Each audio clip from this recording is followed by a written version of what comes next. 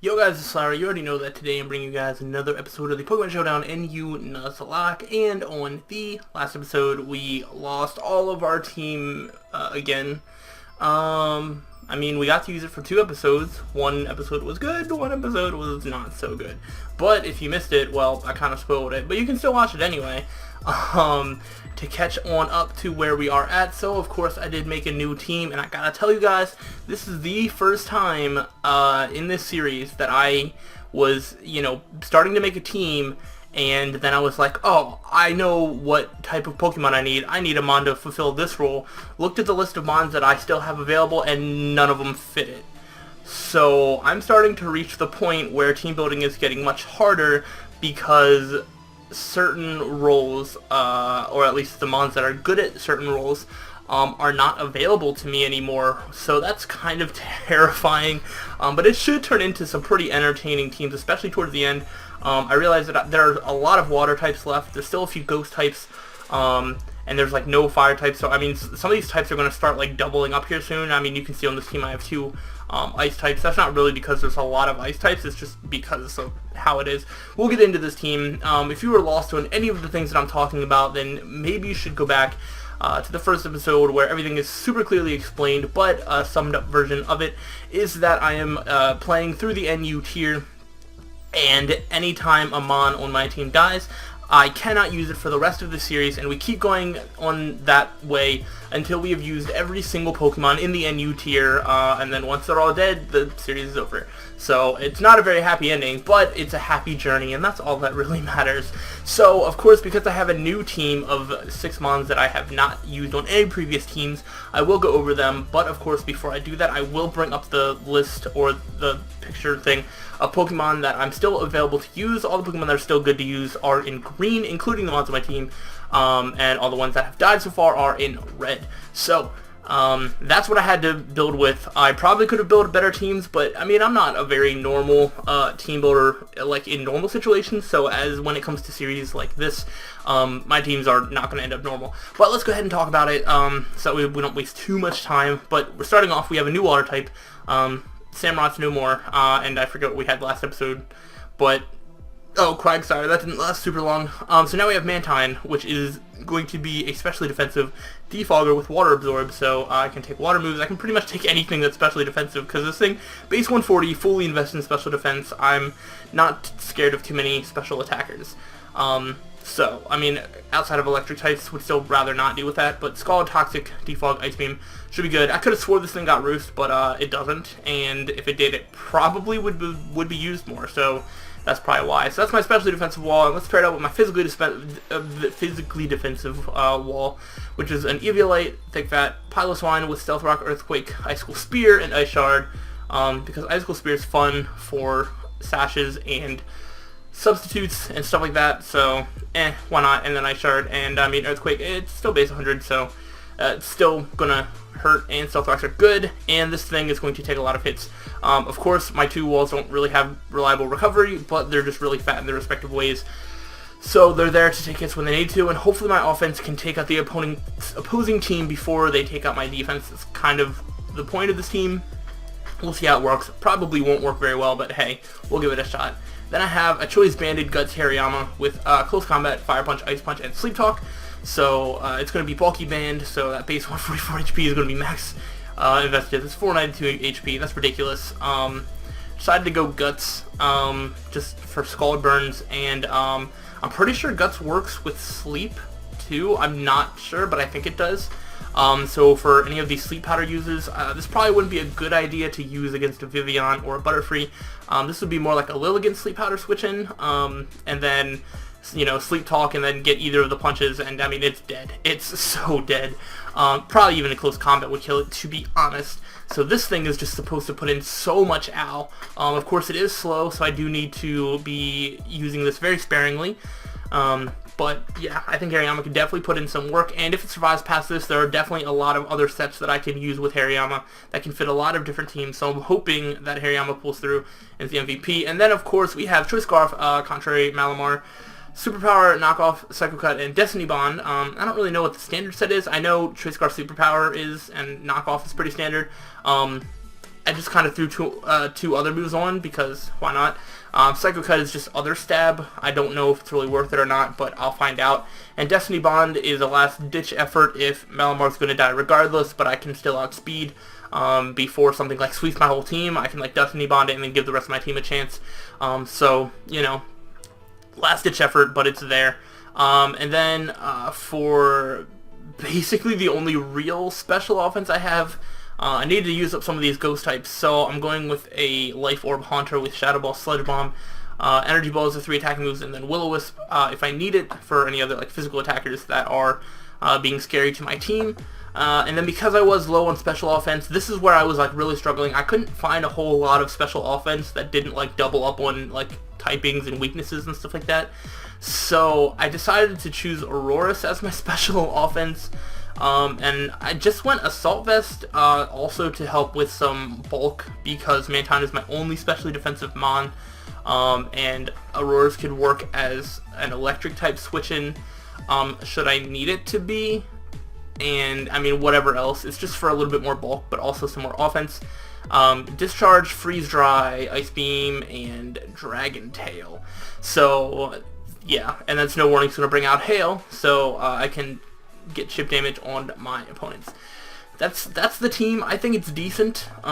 We shall see. I also need to make sure that I am back on my alternate account. I knew that was going to happen, that I was going to forget about that, but whatever, it's there now. So that's my team. I probably spent longer explaining it than I needed to, and so we're just going to go ahead and battle and see if we can at least win. Hopefully win big, and if not, just win in general. Yeah. So hopefully we don't end up into like some super long battle where I get a 6-0 victory, because as much as I love winning 6-0, having like a 15-minute video where essentially no progress is made isn't really great for the series as a whole. I would rather it be either a quick 6-0 so I can get a second battle, or I would rather like lose some Pokemon. Oh, we got a Lilligant. That's the Sleep Powder user. Nice. Hariyama could definitely put in a lot of work. I almost want to lead off with it. I really want to lead off with it. Let's do it. Because what wants to take this? Yeah, Zangoose, that's not happening. He has to predict this and go into his Haunter, which I'm okay with. Okay. Had to play it safe, but that's fine. Especially offensive Mon. Mantine really shouldn't care about its attacks. Yeah, look at that. Look at me eating that up. That is disgusting. I can't Toxicate, so I am going to Scald. See how much damage I can do, or I can Scald something on the switch-in and potentially get the burn. Nothing really wants to get burned on his team. Oh, I guess Zangoose doesn't really matter. I mean, yeah, oh wow, if I would have gotten burned, that would have been really, really bad. I don't know that Paulo Swine can super deal with this. I mean, if he's going to go for a Facade, I can try with my own Haunter switch-in. But I feel like that's not going to be what he does.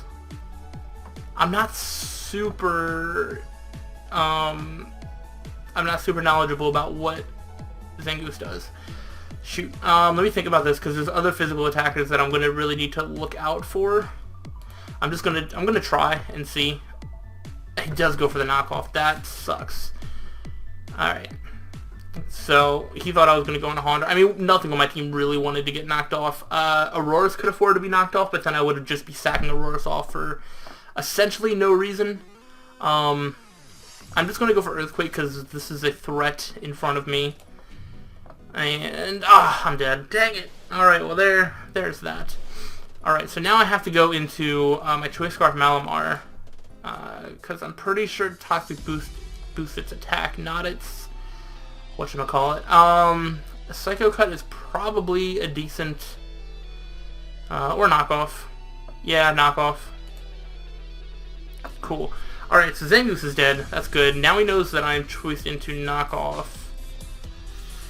So what does that... Well, he doesn't know, but I mean, come on, let's be real.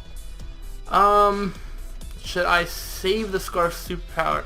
Like, I'm pretty sure that nothing that he'll do is going to take me out, but I could knock off if it's like offensive, some sort of like Life Orb or anything like that.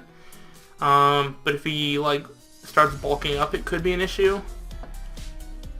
I'm just going to go with my gut and go for a knockoff. I'm going to knock off his Assault Vest. He is going to Drain Punch. That does do about half, so that is pretty bad. I think Hariyama's going to have to be the one that takes us on. Possibly Haunter. I don't have any sort of Eviolite or defensive investment, so I have to try Hariyama. And if Hariyama can't, then we're gonna. Oh, it's a crit. Are you kidding me? Really? Well, I'm gonna close combat again. He can go into Haunter if he wants, but okay, yeah, that was a crit. All right, so thankfully we take out the Hitmon chain. That was a bigger threat than we really expected it to be. Alright, so now he goes into Haunter. I just have to go back into Mantine. Something else on his team could get burned. That's fine. He has Thunderbolt and a Paralyzed. Now I really don't think there's any point saving this thing. No, not really. Alright, so I'm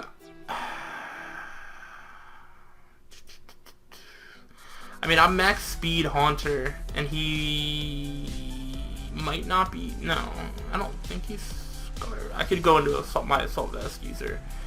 That would probably be the best thing. And then I can let's do that. This is Assault Vest. We can get some Hail. I'm gonna Ice Beam. Okay, I think he's Scarfed. And that's going to take him out. So we take out his Haunter. This is just kind of trading Mon for Mon. And I'm not entirely sure what's going to happen. I believe that he's faster than me. I do believe I could live an Earthquake. If I think he's going to go for Earthquake. I'm gonna risk it. Go for Earthquake and not Knockoff.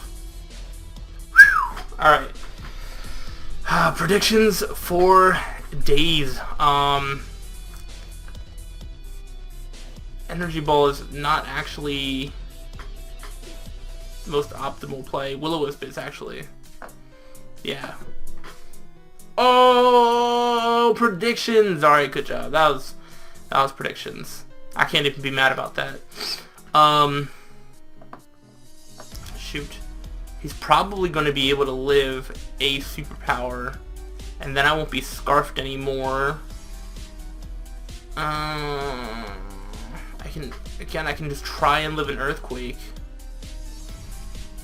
But if that doesn't work, then we're in for a loss.